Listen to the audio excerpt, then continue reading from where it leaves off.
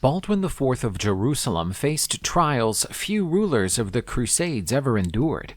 Rising to the throne at an early age, he inherited a kingdom beset by internal strife and encircled by enemies on all sides. His greatest battle, however, was not against any rival army, but against the merciless affliction that would haunt him throughout his reign: leprosy. Though his body weakened, his will remained unshaken. Despite the relentless advance of his illness, Baldwin displayed remarkable tactical brilliance, leading his forces to improbable victories over Saladin, the most formidable Muslim leader of the era. His rule was a constant struggle, not only against his deteriorating health, but also against the ambitions of the Crusader barons and the looming threat of Jerusalem's fall. His life was a testament to resilience, warfare, and political strategy in the face of overwhelming odds. Baldwin IV may have been known as the Leper King, but his strength of spirit outlasted the decay of his flesh, leaving behind a legacy that would endure through the centuries. The Kingdom of Jerusalem had been established in 1099, following the First Crusade, when Christian armies under Godfrey of Bouillon seized control of the Holy City. As one of the most significant Crusader states, it quickly became a focal point of the conflict between Christian and Muslim powers vying for dominance in the Holy Land. Over the ensuing decades, the rulers of Jerusalem strengthened their position through military campaigns and strategic alliances. Yet their hold on the region remained precarious, with constant threats from formidable adversaries, such as the Fatimid Caliphate of Egypt and the warlords of Syria. To maintain their fragile grip on the territory, Crusader kings relied heavily on the support of the military orders like the Knights Templar and the Hospitallers, who served as both elite warriors and defenders of the faith. Baldwin IV entered this world of intrigue and warfare in 1161. At the time of his birth, his father, Amalric, was not yet king, but instead held the titles of Count of Jaffa and Ashkelon, standing as the younger brother of the reigning monarch Baldwin III. His mother, Agnes of Courtenay, came from a prestigious noble family in France, with deep ties to many of the Crusader leadership. While their union bolstered Amalric's status, it also ignited political tensions within the court, where several nobles challenged the legitimacy of the marriage. The untimely death of King Baldwin III in 1163, leaving no direct heir, triggered a succession crisis. As the late king's brother, Amalric emerged as the strongest candidate for the throne. However, his path to kingship was far from smooth. Many of the kingdom's barons, led by the Patriarch of Jerusalem, opposed his claim, using his marriage to Agnes of Courtenay as a pretext to challenge his legitimacy. The court imposed a condition: Amalric could only ascend the throne if he agreed to annul his marriage, citing both consanguinity and political concerns. Eager to secure his claim, he accepted their terms. In return, his children with Agnes, Baldwin and his sister Sibylla, were officially recognized as legitimate heirs to the kingdom. Now ruling as Amalric I, he embarked on an ambitious reign, marked by aggressive military campaigns, particularly against Egypt. By the time Amalric I took the throne, the Kingdom of Jerusalem was already grappling with mounting challenges. Determined to fortify his rule, he launched repeated invasions into Egypt, hoping to break Muslim resistance and expand his domain. However, his campaigns placed him in direct conflict with Saladin, a rising Kurdish general who would soon prove to be the greatest threat the Crusaders had ever faced. Despite the struggles of his reign, Jerusalem remained the stronghold of Christianity in the Middle East. Yet with each passing year, Saladin's power grew, his influence stretching across Egypt and Syria. Baldwin, growing up in this climate of war and uncertainty, was destined to inherit a throne beset with threats unlike any before him. From an early age, Baldwin's education was entrusted to one of the most distinguished scholars of the time, William of Tyre, a historian, theologian, and future Archbishop of Tyre. Under his tutelage, Baldwin excelled in his studies, mastering Latin, history, theology, and law, alongside military strategy and the cultural complexities of the region. Despite his intellectual promise, an unsettling observation began to take shape. William of Tyre was the first to notice an unusual trait in the young prince. Baldwin did not react to pain. During games with other noble boys, he suffered injuries to his hands and arms, but showed no sign of discomfort. At first, this strange condition was met with curiosity, dismissed as an oddity rather than a concern. But as time passed, the gravity of the situation became impossible to ignore. The revelation of Baldwin's illness would send shockwaves through the royal court. The earliest signs of leprosy marked not only a personal tragedy for the young prince, but a political crisis for the entire kingdom. While his intelligence and leadership abilities were undeniable, his condition cast a long shadow over his future rule, threatening to destabilize Jerusalem at its most critical hour. Whispers of scandal and dread spread quickly through the royal court. Leprosy, the most feared affliction of the Middle Ages, was not just a physical curse, but a symbol of divine wrath and impurity. When Baldwin, barely 9 years old, was formally diagnosed, shock and despair gripped the kingdom. His condition was more than a personal tragedy. It posed a political crisis. A ruler was expected to lead armies into battle, command unwavering respect, and project strength. Baldwin's illness cast doubt on his ability to fulfill that role. Physicians at court, powerless against the disease, could offer no cure. Instead, they relied on palliative measures, trying in vain to slow its inevitable advance. Meanwhile, debates over the succession intensified. Some nobles questioned whether a future king afflicted by such an incurable illness could secure the kingdom's stability. There were whispers of removing him from the line of succession altogether. But King Almeric I refused to yield. Despite the opposition, he stood firm in his decision. Baldwin was his rightful heir, and nothing would change that. Rather than retreat in the face of his condition, Baldwin displayed an unbreakable resolve. Even as the disease weakened his body, he sought to push his limits. He actively participated in physical training, refusing to be left behind by other noble boys. Horsemanship, a vital skill for any knightly ruler, became his strongest asset. His ability to master horseback combat impressed the court, proving that his spirit remained fierce, even if his body betrayed him. Beyond his military education, Baldwin grew up immersed in the politics of the Crusader states. He spent time among the kingdom's barons and closely observed the workings of the Knights Templar and the Hospitallers, gaining early exposure to the strategic complexities of rule. These relationships would prove invaluable, shaping him into a leader capable of navigating the treacherous realities of governing a state under siege. His mother, Agnes of Courtenay, remained a controversial figure within the court. Though sidelined after Almeric's ascension, her influence lingered. Many nobles saw her presence as a destabilizing force, fearing that her ambitions could disrupt the delicate balance of power among the Crusader factions. Baldwin's childhood unfolded in an atmosphere of constant instability. The kingdom was surrounded by enemies, and its greatest threat, Saladin, was rising to power, consolidating his hold over Egypt and Syria. From an early age, Baldwin was trained to rule in a time of war. He learned the harsh lessons of betrayal, battlefield strategy, and palace intrigue, skills that would define his reign. While his body deteriorated, his mind remained razor-sharp.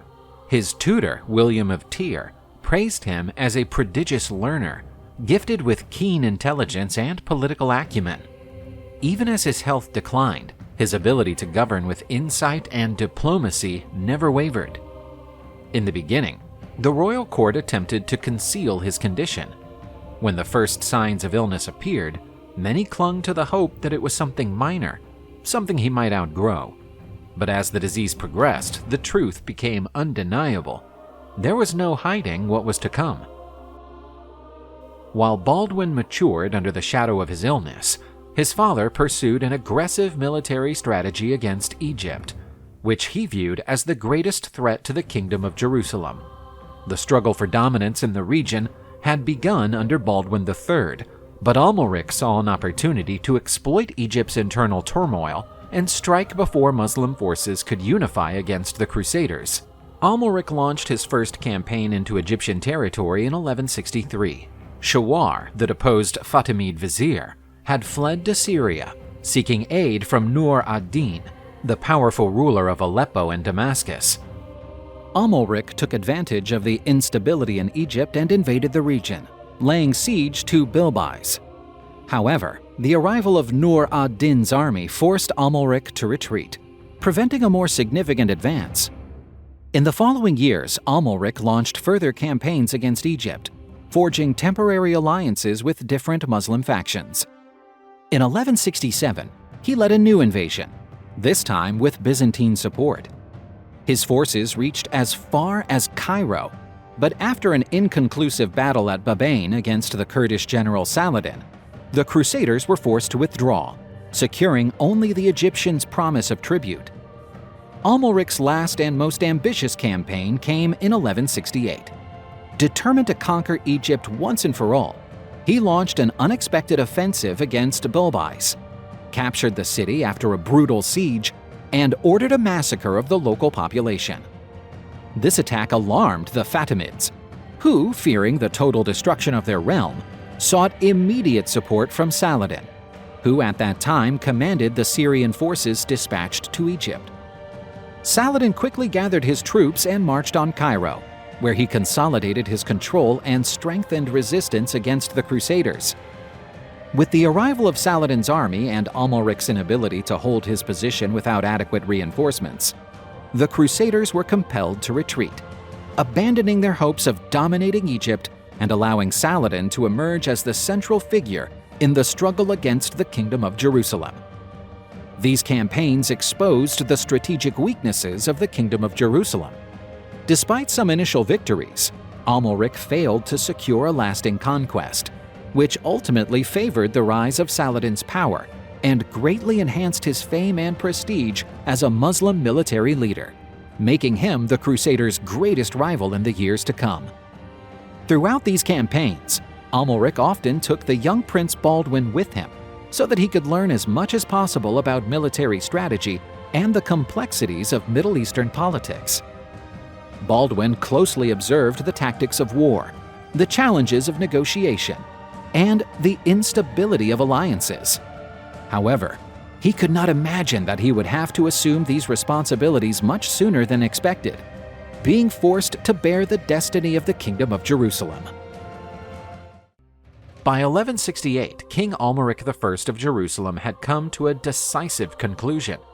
The survival of the Crusader kingdom depended on the subjugation of Egypt. His predecessors, including Baldwin III, had long sought to exploit the instability of the Fatimid dynasty, but it was under Amalric's rule that this ambition reached its peak. His objective was nothing less than the conquest of Cairo, the heart of the Fatimid realm, in an attempt to dismantle Muslim power in the region once and for all.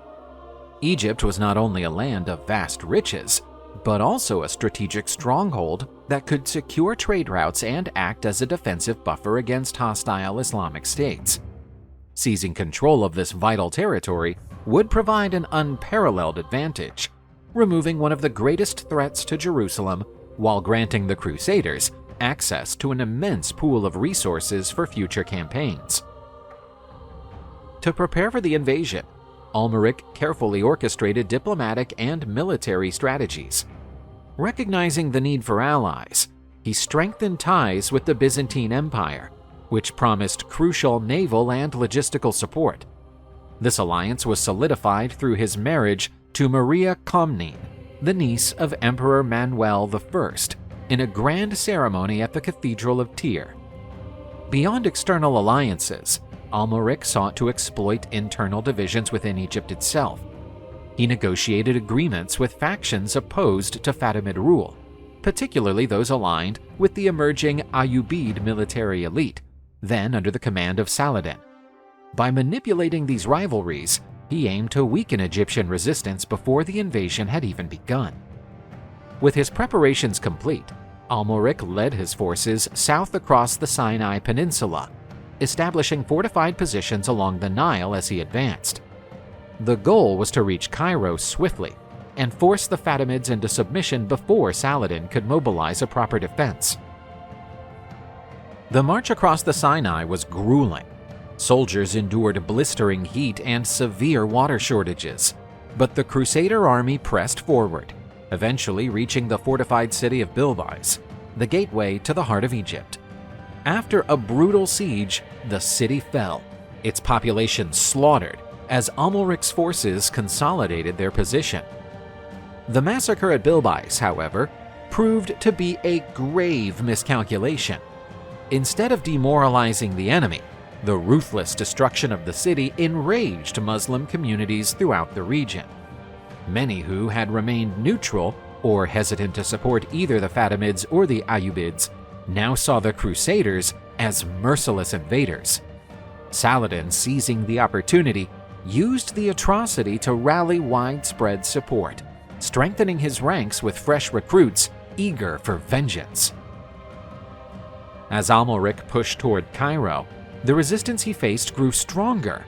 Saladin, initially serving as a commander of Syrian reinforcements in Egypt, quickly organized a formidable defense.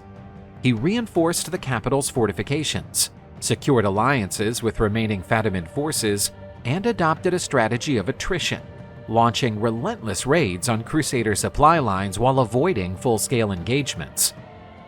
Compounding the difficulties, cracks began to appear in the Crusader alliance with the Byzantines. Despite their earlier promises, Byzantine reinforcements arrived too late, leaving Amalric without the naval and logistical support he had expected. Tensions between the Christian forces mounted, weakening coordination just as Saladin's counteroffensive intensified. As the weeks dragged on, the Crusader position became increasingly dire. Disease, hunger, and constant ambushes eroded morale, and it became evident that the campaign was unsustainable. With his forces exhausted and reinforcements unlikely to arrive in time, Amalric made a calculated decision to withdraw in exchange for a temporary peace agreement with the Fatimids, which included a pledge of annual tribute. Though the conquest of Cairo had failed, the campaign exposed Egypt's vulnerabilities and deepened hostilities between the Crusaders and the Ayyubids. Saladin, emboldened by his success in repelling the invasion, emerged as the dominant Muslim leader in the region, setting the stage for an even greater conflict against the Kingdom of Jerusalem in the years to come. The failed Egyptian campaign marked a turning point for the Crusaders. No longer in a position to launch large-scale offensives, they shifted to a defensive stance, struggling to preserve what territory remained under their control. With resources drained and military strength diminished, Amalric focused his efforts on diplomacy, attempting to secure alliances that could counter the rising threat posed by Saladin. Seeking reinforcements, he dispatched envoys to Western Europe, appealing for fresh waves of knights and warriors to bolster the Crusader presence in the Holy Land. He also pursued negotiations with Muslim rulers who viewed Saladin as a potential rival, hoping to create a fragile balance of power. Despite his efforts, the tide continued to turn against the Crusaders. The Ayyubids expanded their influence with each passing year, and the survival of Jerusalem became ever more precarious. Amalric's own health, meanwhile, began to fail. Like many soldiers in the region, he succumbed to dysentery, a disease that ravaged Crusader camps due to poor sanitary conditions. His condition worsened rapidly, leaving him unable to rule effectively. Baldwin, his only son and heir, stood by his father's side in his final days. Raised to be a warrior king, he had long understood the burdens of leadership, but nothing had prepared him to take the throne so soon. When Amalric passed away in 1174, Baldwin was only 13 years old, far too young to face the trials that awaited him, yet with no choice but to assume the crown. Baldwin IV's coronation took place within the sacred walls of the Church of the Holy Sepulchre, the holiest site in the kingdom and the heart of Christianity in Jerusalem. The ceremony, presided over by the Patriarch of Jerusalem, gathered nobles, clergy, and knights, all present to witness the ascension of a boy king whose reign would be anything but ordinary.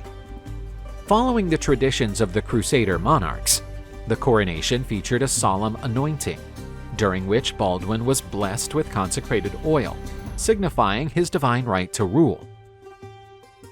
The grandeur of the occasion was underscored by the presence of the Knights Templar and the Hospitallers, who stood in formation as an honor guard, reinforcing their indispensable role in defending the kingdom. As Latin hymns echoed through the church, the ceremony reached its climax when Baldwin was presented with the royal orb and scepter, symbols of his sovereignty over Jerusalem and the Christian-held lands of the East. Despite his fragile health, Baldwin carried himself with dignity, standing resolute before his subjects. Yet, due to his youth and the reality of his condition, the kingdom required a strong hand to govern in his name. The regency was entrusted to Raymond III of Tripoli, one of the most seasoned and respected nobles of the Crusader states. A direct descendant of Raymond of Toulouse, one of the leaders of the First Crusade, Raymond III had ruled the county of Tripoli and had extensive experience in both warfare and diplomacy.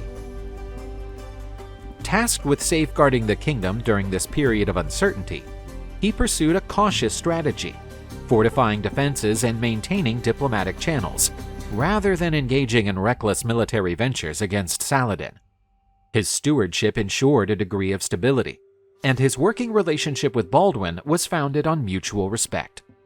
However, not all factions within the kingdom supported Raymond's leadership. The Lusignan family, along with other nobles who favored a more aggressive stance against Muslim forces, openly opposed his authority.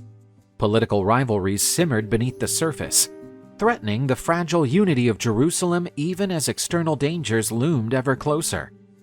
Despite these tensions, Raymond's regency bought the kingdom valuable time. His political acumen and pragmatic leadership delayed the inevitable collapse, though the challenges facing Jerusalem continued to mount. As the years passed, Baldwin refused to remain a passive figurehead. Though leprosy took its toll, his determination to govern only grew stronger. His mind remained sharp, and upon reaching the age of majority, he officially assumed full control of the kingdom, bringing Raymond III's regency to an end.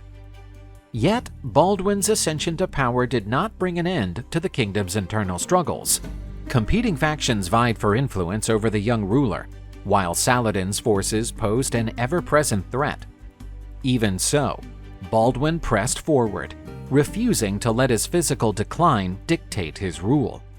His reign, however, would be defined by relentless challenges.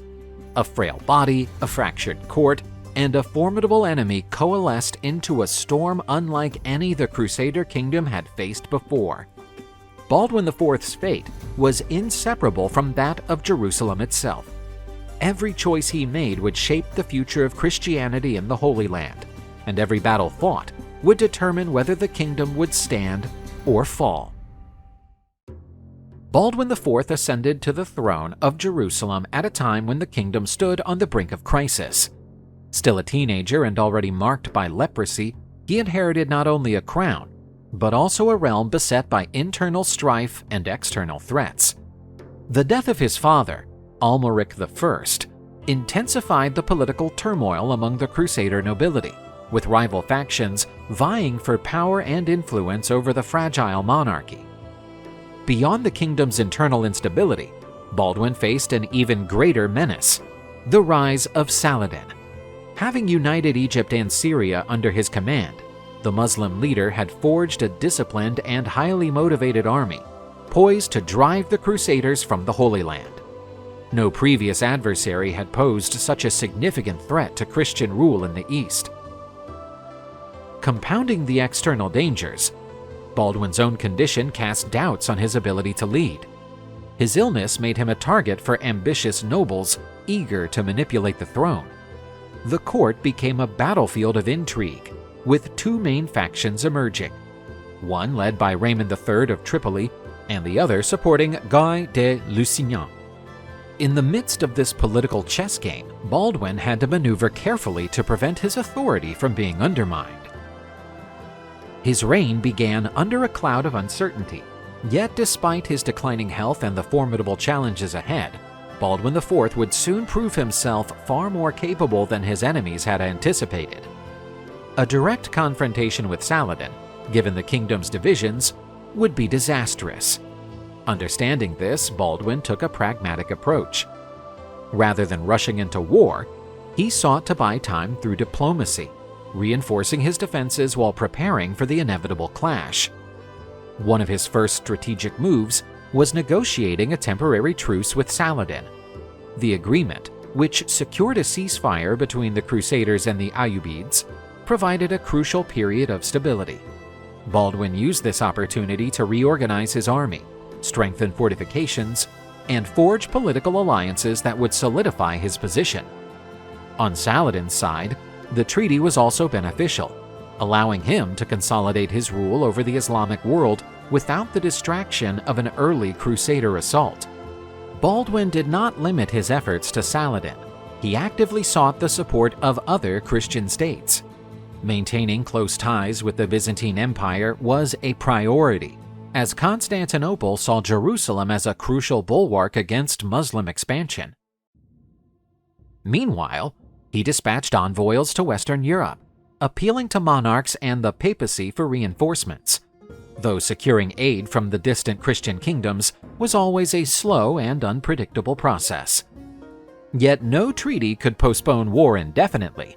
Baldwin knew that Saladin was merely biding his time, strengthening his forces for an eventual campaign to reclaim Jerusalem. While the Crusaders prepared for the inevitable, Saladin expanded his army and consolidated his grip on the region.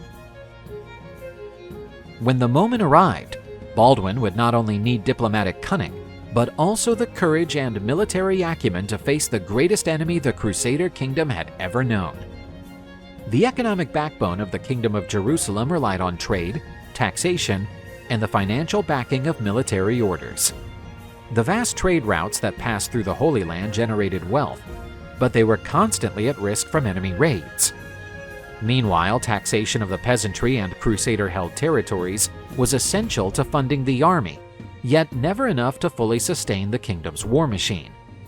Despite boasting a corps of elite knights, the Crusader military suffered from significant numerical disadvantages. The kingdom's limited manpower meant that it was heavily reliant on reinforcements from Europe, reinforcements that were neither guaranteed nor timely.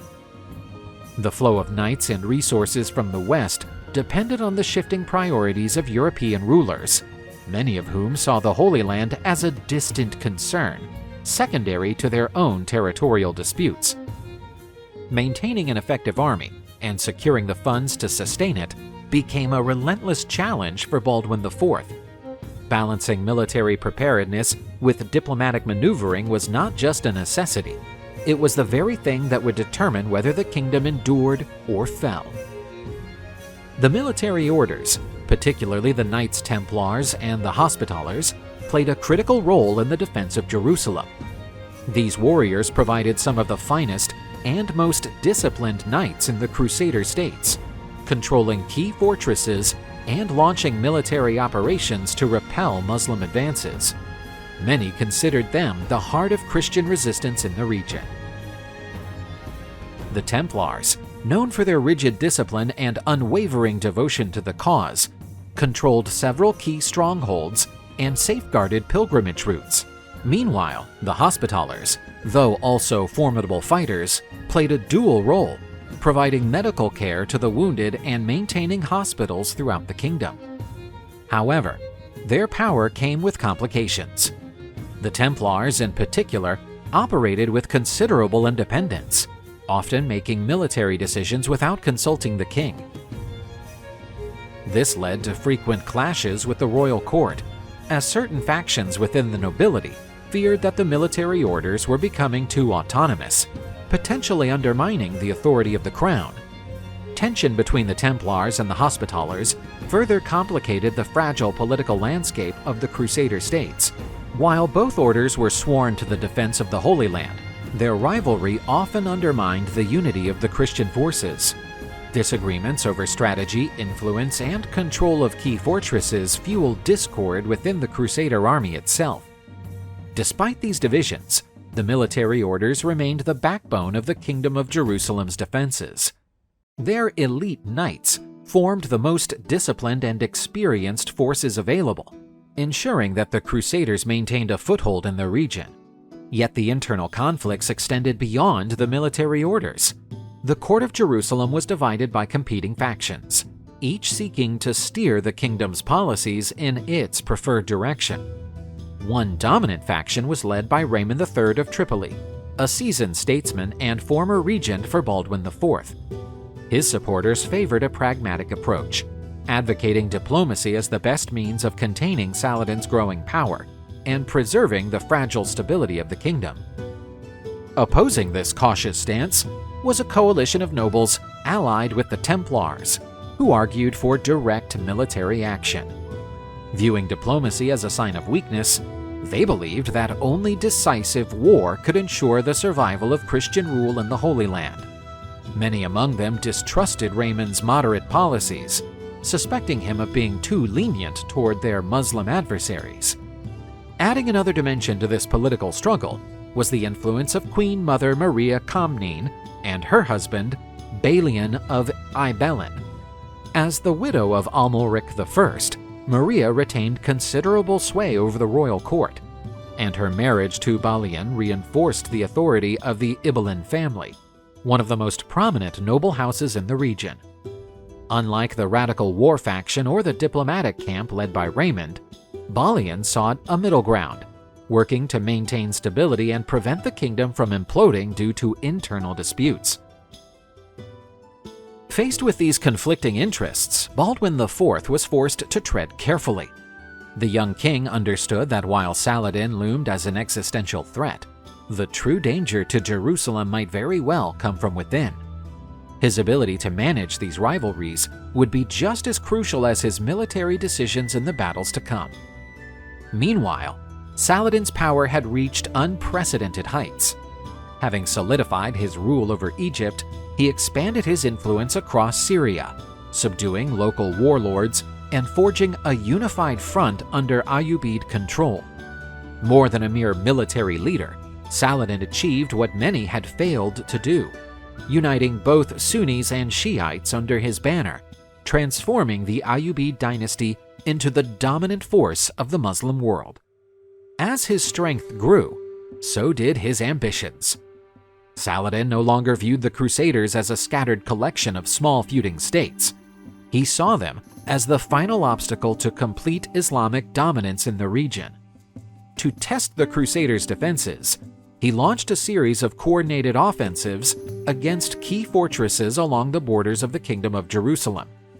His forces pushed deeper into Transjordan, threatening vital strongholds such as Kerak and Montreal. Baldwin IV, recognizing the urgency of the situation, responded with swift action. He reinforced the garrisons of his border fortresses, increased patrols along vulnerable territories, and prepared his forces for the war that was rapidly approaching. Baldwin summoned his barons and military commanders, preparing Jerusalem's defenses for the battles to come. Every fortress was to be reinforced, every available knight called to arms. The military orders, particularly the Templars and Hospitallers, were mobilized to fortify strategic locations, ensuring that the kingdom could endure the coming siege. Meanwhile, envoys were dispatched to Europe, pleading for reinforcements and financial aid. The Crusaders would need every available resource to stand against Saladin's formidable war machine. The fragile peace that had once delayed open conflict was now an illusion of the past. The battle for the Holy Land was no longer a question of if, it was only a question of when. Since Saladin's ascent to power, the geopolitical landscape of the Middle East underwent a profound transformation. the Ayyubid ruler solidified his control first in Egypt, where he supplanted the Fatimid dynasty and assumed full authority over the Sultanate. Through an efficient administration and a well-disciplined army, Saladin embarked on a campaign of territorial expansion that posed a direct threat to the Crusader states. With his rule firmly established in Egypt, Saladin turned his focus towards Syria. Following the death of Nur ad-Din in 1174, he capitalized on the fragmentation of Muslim territories to assert dominance over Damascus, seizing the city with minimal resistance. Over the next several years, he extended his conquest to Aleppo, successfully uniting the principal Muslim strongholds of the region under his rule. This consolidation marked a pivotal shift in the ongoing conflict between Christians and Muslims, as Saladin now led a unified Islamic front against the Crusader kingdoms. Saladin's strategy was not limited to military engagements. He also employed psychological and political tactics to undermine his adversaries. He skillfully exploited internal strife within the Kingdom of Jerusalem and launched calculated offensives to exhaust his enemies. His incursions into Transjordan and the Kingdom of Jerusalem compelled the Crusaders to adopt a defensive stance, continually reacting to his maneuvers. As the unification of Muslim territories under Saladin posed an escalating threat, the Crusaders were forced to fortify their defenses and brace for a protracted conflict. Saladin, in turn, initiated sieges and assaults on key Christian fortifications, escalating the hostilities. Recognizing that all-out war was inevitable, Baldwin IV saw the urgent need to reorganize the Crusader forces and devise strategies to counter Saladin's advance. The remainder of his reign became defined by relentless efforts to resist the sieges imposed by the Ayyubid leader, leading to decisive confrontations that would determine the fate of the Kingdom of Jerusalem. Baldwin IV was acutely aware that confronting Saladin in open battle without a well-prepared defensive strategy would be disastrous. Consequently, he prioritized tactics centered on mobility, leveraging the terrain and strategically positioning his garrisons. One of his key initiatives involved deploying mobile garrisons. He established agile cavalry and archer detachments to patrol the kingdom's borders, disrupting Muslim troop movements and launching swift assaults on Saladin's forces. These skirmishes were instrumental in wearing down the enemy and preventing them from securing strongholds within Crusader territory. Moreover, Baldwin reinforced alliances with regional barons and military orders, ensuring that pivotal fortresses were well provisioned and defended. Strongholds such as Kerak and Montreal were fortified with supplies and experienced soldiers, preparing them for prolonged sieges anticipated in Saladin's campaigns. Tensions continued to mount as Saladin mobilized for a renewed offensive against the Kingdom of Jerusalem. Saladin assembled in 1177 an imposing force of approximately 25,000 troops, comprising infantry, mounted archers, and heavy cavalry, with the strategic objective of capturing Ashkelon. Seizing this city would provide direct access to the Mediterranean coast and facilitate a subsequent march toward Jerusalem. Confident in the numerical superiority of his army and the perceived weakness of the Crusader defenses, Saladin launched his campaign with little initial resistance. As Saladin's forces advanced, Baldwin IV and his advisors realized that allowing Ashkelon to fall unchallenged would be catastrophic. However, the Crusader army was vastly outnumbered and lacked the necessary strength for a direct engagement. Faced with imminent danger, Baldwin IV made a bold decision. Rather than await a siege at Ashkelon or Jerusalem, he chose to confront the Muslim army directly in open battle. Recognizing the challenge of engaging a numerically superior force, Baldwin relied on swift maneuvers and surprise offenses to shift the odds in his favor. Summoning all available knights, including remnants of the crusading nobility and military orders, Baldwin urgently rallied his forces. Although still vastly outnumbered by Saladin's troops, the young king was resolute in his determination to fight. The Christian prospects, initially grim, improved with the arrival of the Knights Templar. Led by Grand Master Arnold of Toroja, the Templars brought not only additional warriors, but also crucial expertise in combating Muslim forces. The Crusader army, numbering fewer than 4,000, prepared to face an Islamic force exceeding 20,000 troops. Baldwin and Arnold of Troja devised an audacious strategy. Exploiting the exhaustion of Saladin's army, they would launch a decisive assault when the enemy was at its weakest. Selecting advantageous terrain was key to neutralizing Saladin's numerical superiority. The Ayyubid forces, fatigued after a grueling march under the relentless Palestinian sun, found themselves in a region where cavalry maneuvers were restricted by hills and uneven ground. This terrain limitation hindered the effectiveness of Saladin's mounted archers, granting the Crusader heavy cavalry an edge in close combat. Days of arduous marching had drained Saladin's troops, leaving them short on water and provisions, significantly weakening their combat effectiveness. Recognizing this vulnerability, Baldwin seized the opportunity for a surprise attack. Instead of waiting defensively, he ordered a rapid and aggressive charge against the Muslim army. Well-positioned Crusader forces struck with full force, catching the enemy off guard and throwing them into chaos. Baldwin's troops were meticulously arranged to maximize their assault's impact. Heavy cavalry spearheaded the attack, with infantry and archers providing critical support. The Crusaders' well-coordinated onslaught shattered the disorganized Ayyubid lines before they could regroup. The tactical discipline of Baldwin's forces stood in stark contrast to the mounting disorder within Saladin's ranks. Despite his debilitating illness, Baldwin IV personally led his army into battle, displaying remarkable courage and resolve. His presence on the battlefield inspired his men, reinforcing their commitment in the face of overwhelming odds.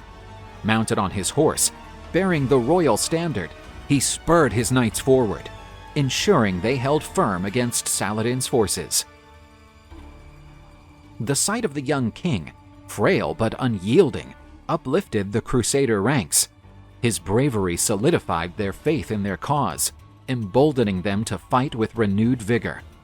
Baldwin's leadership turned the tide of battle, proving that strategic ingenuity and resolute determination could overcome even the gravest numerical disadvantages. As the Crusader assault intensified, the Ayyubid ranks began to crumble. The sheer force of the Crusader cavalry, coupled with the exhaustion and disorganization of Saladin's troops, led to a full-scale collapse of the Muslim army. With their commanders unable to restore order, panic took hold, and what began as a retreat quickly descended into chaos. Sensing an opportunity for complete victory, the Crusaders launched a relentless pursuit. Many Ayyubid soldiers were cut down as they fled, while others were captured. Entire segments of Saladin's force were annihilated, forcing the Sultan himself to flee in haste, salvaging only a fraction of his army. The victory at Montgizard proved to be one of the most defining moments of Baldwin IV's reign, solidifying his reputation as a formidable military leader. Despite his affliction, he had not only led his forces, but had inspired them to one of the most improbable triumphs in the history of the Crusades. This resounding success dramatically altered the morale within the Kingdom of Jerusalem. After years of constant pressure from Saladin's incursions, the decisive victory at Montgizard provided a much-needed resurgence of confidence among Christian nobles and soldiers. It demonstrated that Jerusalem's defenders could still withstand and even defeat the most powerful Muslim armies, at least for the time being. In the aftermath of the battle, Baldwin IV and his commanders took swift measures to consolidate their gains. Fortresses were resupplied, garrisons reinforced, and strategic defenses reassessed to prepare for future confrontations. Baldwin's leadership helped unify factions within the kingdom, at least temporarily quelling internal disputes among the nobility. The defeat at Montgizard dealt a severe blow to Saladin's ambitions. His army suffered significant casualties, losing not only soldiers but also key commanders. The loss forced him to abandon immediate plans for an offensive against Jerusalem, compelling him to retreat and focus on rebuilding his forces for future campaigns. Yet, despite this setback, Saladin's strategic vision remained unbroken. He would return with renewed strength, determined to reclaim the initiative. Baldwin's leadership during the battle cemented his status as a ruler of divine favor. His unlikely victory, achieved while suffering from an incapacitating disease, elevated his prestige among his allies. The Christian world hailed Montgizard as a miraculous event, reinforcing the notion that Baldwin was a divinely appointed protector of Jerusalem. News of the triumph quickly spread across Europe, reaching the papacy and the courts of Christian rulers. The Pope praised Baldwin's heroism, and renewed enthusiasm for the Crusader cause emerged. The victory also encouraged additional reinforcements from Europe, as more knights and soldiers sought to join the Christian defense of the Holy Land.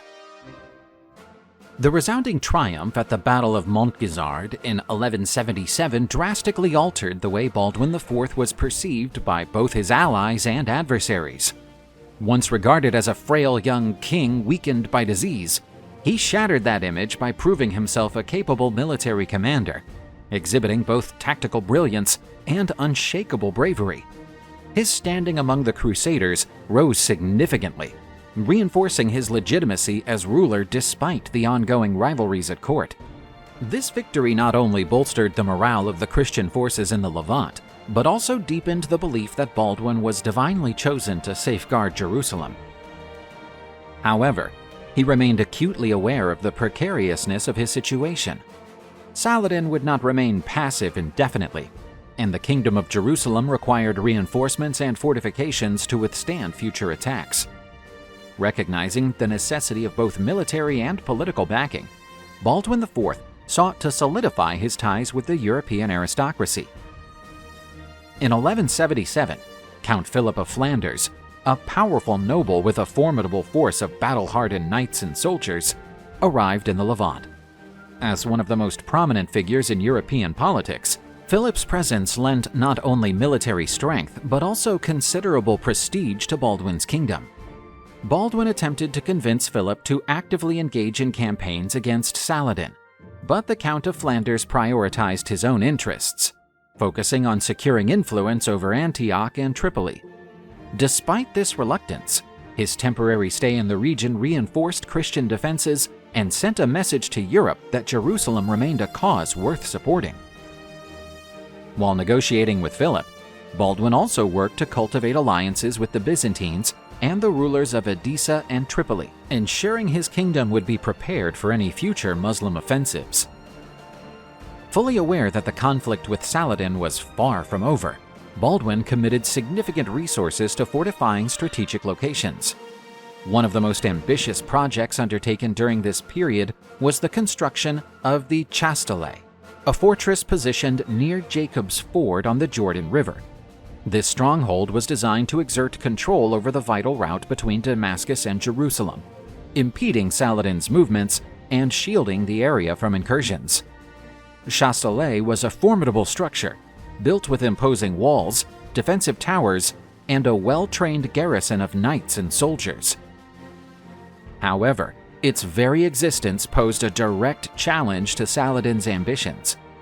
Viewing the fortress as a major obstacle to his expansion, the Sultan swiftly assembled an army to demolish it before it could become an unbreachable stronghold. Baldwin IV's reign, now reinforced through strategic alliances and fortified defenses, braced itself for the inevitable retaliation from Saladin, who would not allow the growing strength of the Crusaders in the Holy Land to go unchallenged. Yet, despite his military and diplomatic achievements, Baldwin's health continued to decline at an alarming rate. The leprosy that had once been barely noticeable progressed relentlessly, limiting his mobility and gradually robbing him of his ability to lead troops directly. His fingers began to wither, and his vision deteriorated. The same king who had demonstrated great valor on the battlefield now faced an even more formidable battle within his own body. Understanding that he would not be able to govern much longer, Baldwin became increasingly preoccupied with securing a stable succession. The survival of the Kingdom of Jerusalem depended on a well-orchestrated transition of power, but deep divisions among the nobility made this a daunting task. In this context, Princess Sybil, Baldwin's sister, emerged as a central figure. As the king's only direct heir, she played a crucial role in succession plans. The choice of her husband became a matter of great political importance, as it would determine the kingdom's future ruler. As the eldest daughter of Amalric I, Sybil was the natural successor if Baldwin left no direct heirs. Raised at court, she received an education befitting her royal status, studying governance, diplomacy, and statecraft. She had long been prepared for a leadership role, shaped by the influence of Jerusalem's elites and her brother's closest advisors. Beyond formal education, Sybil was trained to navigate the intricate web of alliances necessary to maintain stability in a region rife with both internal strife and external threats. Her mother, Agnes de Courtenay, was a highly controversial figure in the politics of the Kingdom of Jerusalem. Though she had been stripped of the title of queen consort following Amalric's accession, she continued to wield significant behind-the-scenes influence at court. Her talent for forming alliances and manipulating political dynamics made her a decisive force in the selection of Sybil's future husband. Agnes staunchly supported certain noble factions, using her position to ensure that her daughter's marriage would consolidate her own power and influence. This approach provoked tensions within the court, as many barons viewed Sybil's marriage as a critical factor in the kingdom's stability. In 1776, Sybil wed William of Montefort, known as Longuespie. He was a noble of high standing in both the Italian and French aristocracy, a seasoned warrior and a valuable strategic ally for Jerusalem. His prestigious lineage brought hope that he would father an heir to secure the dynasty's continuation. The marriage was celebrated with grandeur, and William's presence temporarily strengthened Sybil's political position. However, their union was tragically short-lived. Just a year later, in 1177, William succumbed to a severe illness, likely malaria. His sudden death left Sybil in a vulnerable state, particularly as she was pregnant with their first child. Following her husband's passing, Sybil gave birth to Baldwin V, who would eventually inherit the throne. As both a widow and the mother of the future king, she became even more central to the kingdom's political landscape, drawing the attention of noble factions vying for control over her remarriage. William's death and Baldwin V's birth only intensified the struggle for power, positioning Sybil at the heart of courtly intrigue. Around 1179, a French nobleman named Guy de Lusignan arrived in Jerusalem. Hailing from Poitou, he was a minor noble with little land or influence in Europe. Accompanied by his brother, Amalric de Lusignan, who had already gained favor at court, Guy sought to improve his status in the Holy Land. His arrival coincided with a period of great political upheaval. Amalric swiftly secured a prominent role as the kingdom's constable, and his close ties to both Sybil and her mother paved the way for Guy to emerge as a contender in the succession struggle. By 1180, Sybil had married Guy de Lusignan. The union was heavily backed by Agnes de Courtenay, who viewed it as a means of maintaining her influence over the court. However, the marriage sparked fierce opposition among the nobility. Key figures such as Raymond III of Tripoli and the powerful Ibelin family openly resisted the match, arguing that Guy lacked the ability to govern and that his rule would only further destabilize the kingdom. This growing division among the nobility exacerbated the already precarious situation within Baldwin IV's court. As his health deteriorated rapidly, the young king found himself not only contending with the ever-present threat of Saladin, but also with mounting internal strife that threatened to unravel the fragile unity of the Crusaders. Ultimately, this controversial marriage played a pivotal role in the unfolding crisis that would lead to the eventual downfall of the Kingdom of Jerusalem, setting the stage for the defining conflicts that would determine the fate of the Holy Land. After the startling victory at the Battle of Montgizard in 1177, the Kingdom of Jerusalem experienced a brief spell of relative calm and renewed confidence. However, that peace didn't last long. Saladin, despite the humiliating defeat, quickly reorganized his forces and strengthened his military positions. He was determined to return to the offensive against the Crusaders. Muslim raids became more frequent and aggressive, heightening tensions in the region and making it clear the conflict was far from settled. The borders of the Kingdom of Jerusalem once again became prime targets of Saladin's military moves, particularly in Galilee. Both sides knew it was only a matter of time before another decisive clash took place. The fortress of Fortifying, lying near Mount Tabor in Galilee, quickly turned into a focal point of contention between Christians and Muslims because of its strategic position. The surrounding valley offered an essential passage for trade caravans and armies traveling between Damascus and the coastal cities held by the Crusaders. Controlling that area meant commanding important commercial and military routes. For Saladin, seizing Fortifying was vital for increasing pressure on the Kingdom of Jerusalem, isolating its northern strongholds and weakening its defenses. For the Crusaders, holding Fortifying was a matter of survival, since losing it would allow even deeper Muslim incursions into Christian territory. Both forces, fully aware of the region's strategic worth, were gearing up for a new battle that would, at least for a time, define the balance of power in the kingdom's north. Baldwin IV's health deteriorated rapidly, severely limiting his ability to play an active role in military operations. Leprosy advanced to such an extent that the king was increasingly restricted in his actions, having to rely heavily on subordinate commanders to lead the army effectively. This situation raised the local barons' responsibilities and created a delicate dynamic in military decision-making. Faced with the king's growing physical limitations, Raymond III of Tripoli emerged as one of the most important military and political figures in the Kingdom of Jerusalem. An experienced commander and influential political leader, Raymond took a decisive role in strategic decisions, especially in Galilee. His influence grew considerably, placing him among the few capable of organizing resistance against Saladin's raids. Saladin assembled a sizable army, made up mainly of light cavalry, mounted archers, and infantry units who specialized in attrition warfare. The Muslim force, larger in numbers, was well prepared and eager to avenge the defeat suffered at Montgizard. The Crusaders, though fewer, fielded highly disciplined and well-trained troops.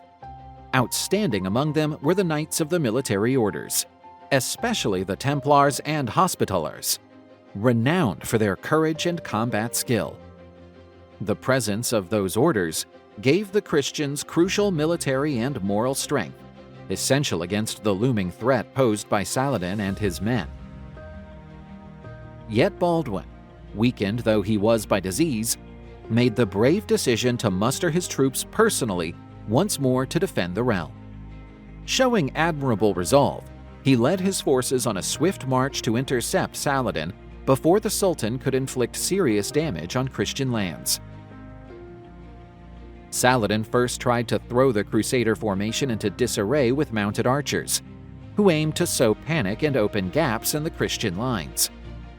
The Crusader knights, however, held firm, disciplined and organized, minimizing the potential harm those archers could cause. Throughout the clash, Baldwin showed remarkable courage and leadership. Despite his fragile health, his presence and command lifted his soldiers' morale, spurring them to fight with bravery and determination. The Leper King's figure on the battlefield became a powerful symbol of resistance and resolve for Jerusalem's defenders. Motivated by Baldwin's leadership, the Crusader troops launched a successful counteroffensive, pushing back Saladin's forces and forcing them to fall back. Seeing victory wouldn't be his that day, Saladin ordered a strategic withdrawal. The battle ended with the Crusaders holding their ground against Saladin, though at a heavy cost in lives on both sides. Saladin grew ever more admiring of the young King Baldwin's bravery and determination. The courage with which the king faced his debilitating condition, paired with his effective battlefield leadership, deeply impressed the Muslim Sultan. Although foes in war, Saladin acknowledged the Leper King's extraordinary moral strength and fighting spirit, increasing his respect for the adversary who shared such a turbulent stage in Crusader history. Despite being at the peak of his prestige after an important victory, Baldwin soon faced a sharp decline in health at about 21 years of age. The leprosy that had dogged him since childhood advanced relentlessly, sapping his strength and severely limiting his movements. As he grew weaker, the young king came to rely on a litter for transport. This severely curtailed his direct involvement in the kingdom's military and administrative matters. In 1183, with his health in extreme decline, Baldwin was forced to hand over power formally, appointing his brother-in-law Guy of Lusignan as regent. The move aimed to secure political and military continuity in the face of Saladin's constant threats. Yet Guy of Lusignan, though linked to the royal circle through marriage to Sibylla, proved a hesitant leader, lacking assertiveness in critical moments. His unwillingness to face Saladin head-on rapidly sapped the confidence of the barons, military order knights, and the court had placed in him.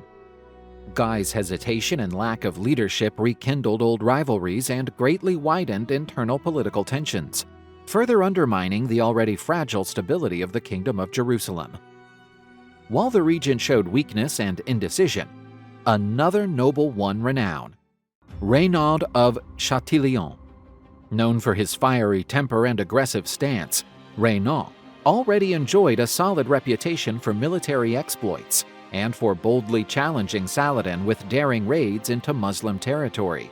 His rising fame and influence stood in sharp contrast to Guy's hesitancy, drawing support from the kingdom's more combative knights and deepening internal divisions.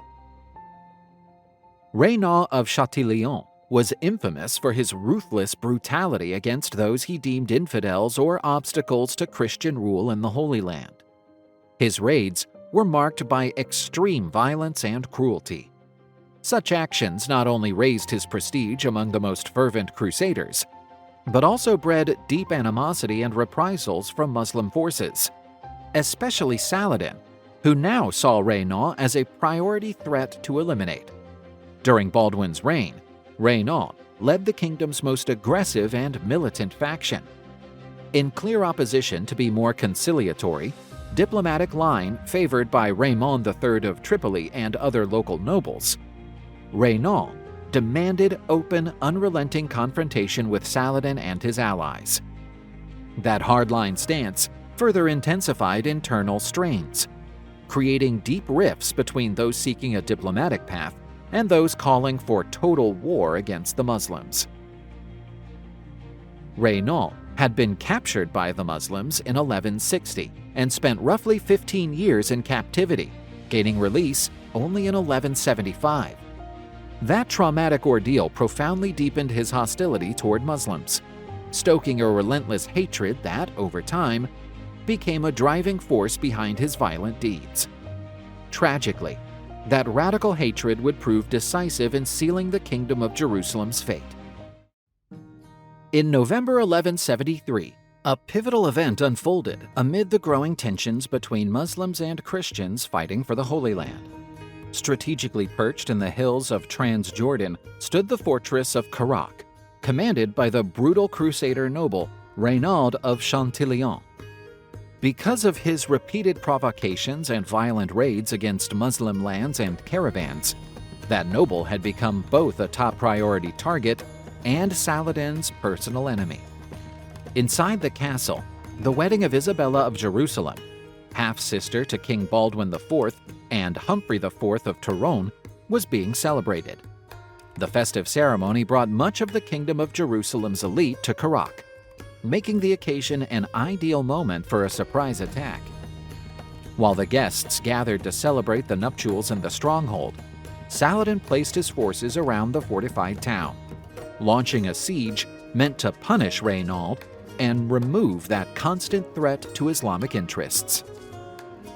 The presence of young Isabella and the high-ranking guests gave the siege a particularly dramatic character, heightening political and military tension in the region.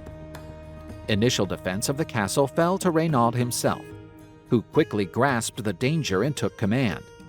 The fortress was among the strongest and best equipped in the area. Taking advantage of stout walls and a strategic position, the Crusaders began a heroic resistance. Though caught off guard, the defenders fought vigorously against Saladin's first assaults, managing to keep the stronghold secure. During the siege, while Saladin's troops battered the castle, Lady Stephanie, Renaud of Chantillyon's wife and hostess of the wedding festivities, took a surprising and daring step. Amid the siege and mounting tension inside the fortress, she sent select dishes from the banquet straight to Saladin himself, an unexpected gesture of diplomacy and courtesy in the midst of conflict. Saladin, well known for chivalry and respect for certain laws of war, was impressed by Lady Stephanie's courtesy. Curious about the wedding circumstances and wanting to preserve some dignity in the clash, the Muslim Sultan asked specifically which tower sheltered the young newlyweds, Isabella and Humphrey. Saladin then immediately ordered his catapults to spare that specific tower from any attack, protecting the couple while the rest of the castle endured incessant bombardment. That singular and chivalrous act revealed a rare moment of mutual respect amid the Holy Land's otherwise relentless Christian-Muslim brutality. Messengers left Kerak at speed for Jerusalem, bravely slipping past enemy scouts who tried to intercept them. Their plea for urgent aid reached its goal. King Baldwin IV, though gravely weakened by leprosy and with his movements already much restricted, chose to intervene in person. Accompanied by a royal contingent and hastily gathered reinforcements, the king moved to relieve Kerak. His direct presence on the battlefield greatly lifted Crusader morale, showing deep commitment to defending his realm and reinforcing his heroic image despite illness and physical limits. Saladin, sensing the imminent arrival of the royal army, personally led by Baldwin IV, assessed the situation swiftly. Realizing how hard it would have been to face a well-organized, motivated force, especially under the young king's command, he decided to avoid the risk of fighting Baldwin's troops and being attacked from the rear by the castle's Crusader garrison. Saladin therefore ordered a gradual withdrawal of his forces, temporarily lifting the siege. This strategic choice reflected both respect for Baldwin's military ability and caution over the prospect of losing precious soldiers in a battle with an unpredictable outcome. The appearance of Baldwin IV, even weakened by disease, proved a decisive symbolic moment. The young king's courage in insisting on leading his men personally, despite advanced leprosy, sent a powerful message. The end of the siege not only assured the survival of Kerak Fortress and its defenders, but also sent a message about the Crusader kingdom's resolve and unity in the face of Islamic threat.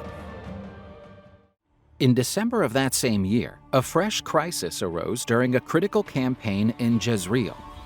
Guy of Lusignan, recently named regent because of the king's physical incapacity, revealed himself hesitant and unable to make firm decisions under pressure. Confronted by an imminent Muslim threat, Guy refused to face Saladin's forces head-on, keeping his troops idle and avoiding decisive engagement. His refusal to act severely damaged Crusader morale and stirred deep discontent among the barons and soldiers of the Kingdom of Jerusalem.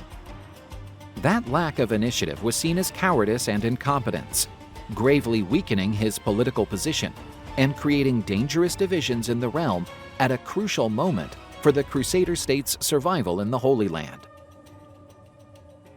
Baldwin, deeply dissatisfied, resolved on drastic action. Even severely debilitated by leprosy, he wouldn't allow the realm's leadership to rest in the hands of an insecure, unreliable regent. The king chose to retake control of government personally, removing Guy of Lusignan from the Regency. The decision astonished the court, especially given the king's advanced illness. To handle the administrative and military burdens of his condition, he surrounded himself with trusted advisors and commanders, notably Raymond III of Tripoli, who again became a leading political figure. That resumption of control proved essential, if only briefly, for restoring confidence and cohesion among the Crusader barons. Deposing Guy did not eliminate him from politics entirely, but it greatly reduced his influence. The episode deepened internal rivalries at court, adding to political fragility that would prove fatal in later years. Baldwin, for all his bravery and resolve, could not settle the succession question definitively, and Guy of Lusignan remained a troublesome presence in royal politics. After losing the regency, Guy of Lusignan withdrew to his estates in Ascalon and Jaffa. Bitter and resentful over the abrupt loss of power, Guy began openly defying King Baldwin IV's authority. He repeatedly refused to cooperate with orders from Jerusalem, fostering a mood of rebellion and insubordination inside the kingdom. From those strategic cities, which controlled key trade and military routes, Guy strengthened his position, gathering allies unhappy with central rule. Baldwin watched his moves anxiously, trying, though sick and weakened, to preserve political and military stability. Facing the secession crisis that plagued Jerusalem, Baldwin IV took an extreme measure.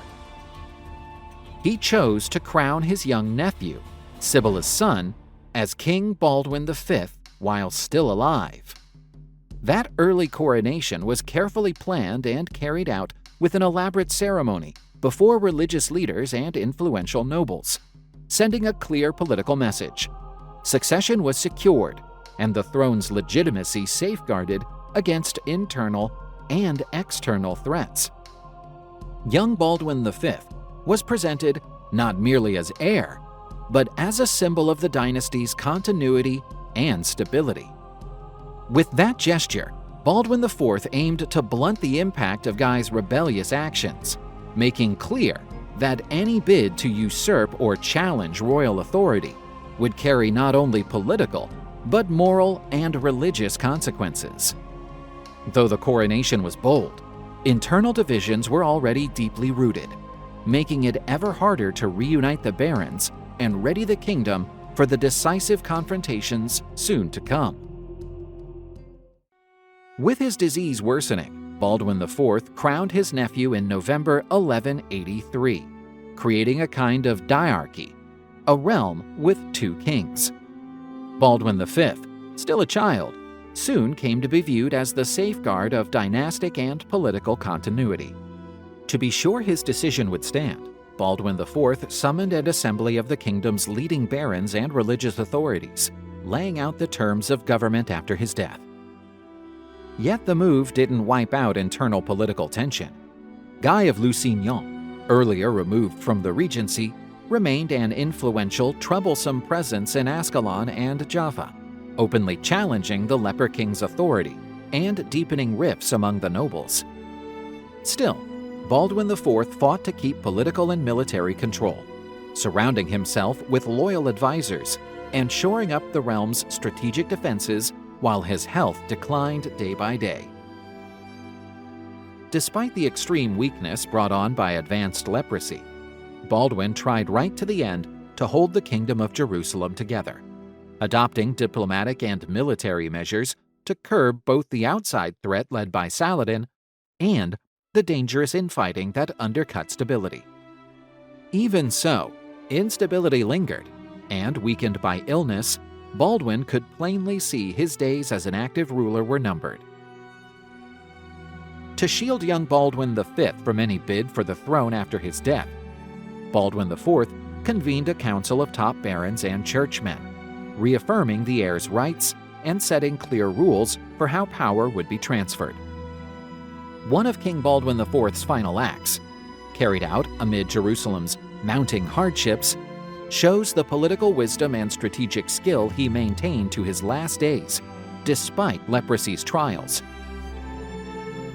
With the realm under constant threat of famine and racked by internal trouble, Baldwin realized an endless war with Saladin couldn't be sustained.